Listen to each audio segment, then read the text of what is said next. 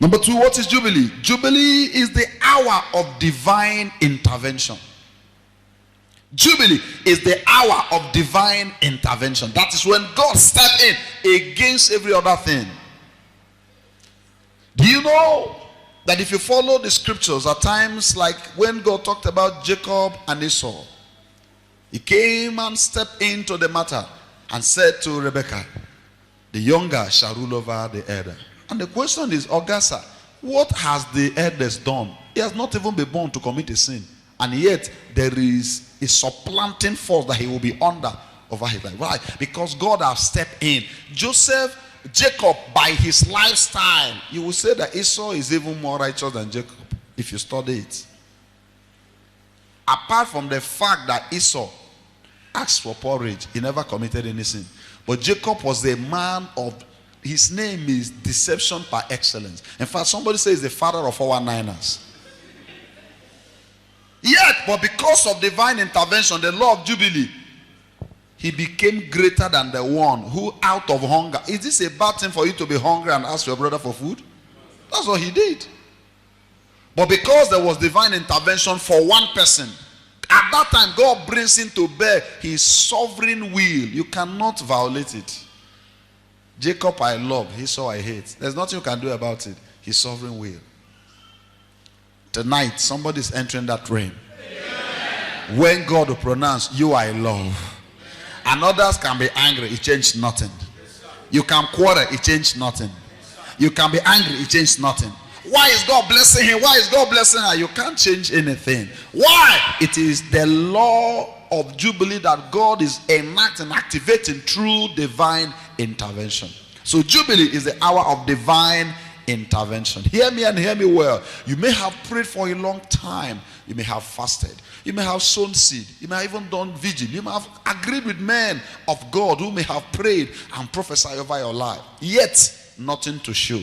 It's not because the devil is now more powerful. It's not because God is now weaker. It's not because the anointing is no more available. It just means that divine intervention hour have not come. But I'm here to announce to somebody tonight that your hour of divine intervention have arrived.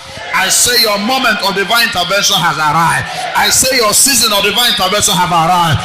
If your amen is louder, your miracle is faster. Jesus was in the tomb for 2 days. On the 3rd day, the first day he was in the tomb, even the Pharisees, the scribes, the Sanhedrin council, including Lucifer, Satan, the devil, were all jubilating.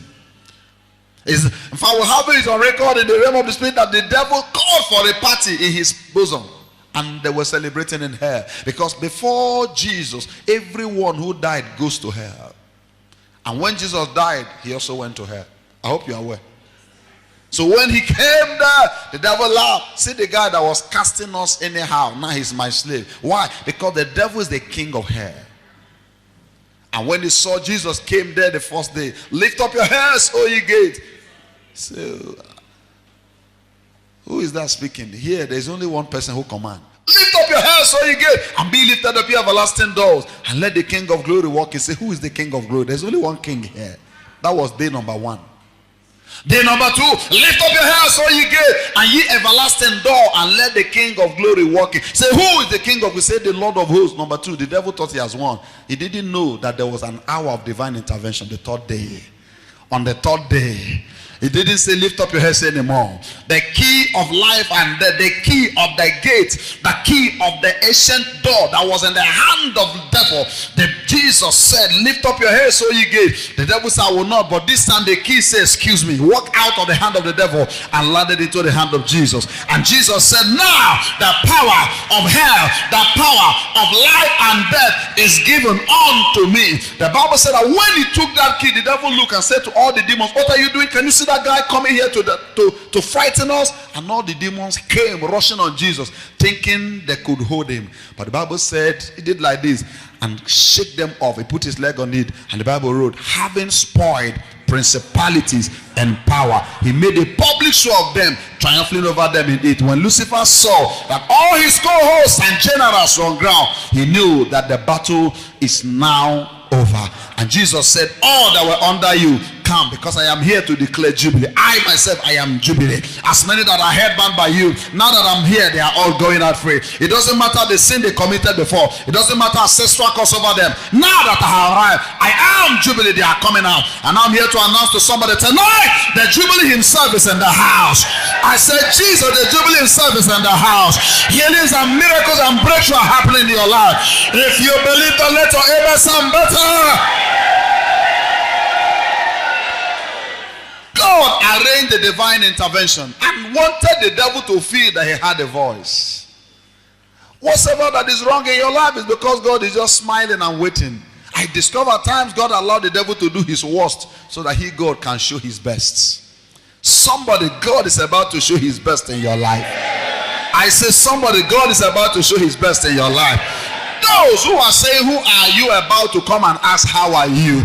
Those who say you are in nobody are coming to say, how did it happen? Some are going to come to say, what happened? You tell them, Jesus is happening. Come on, shout hallelujah.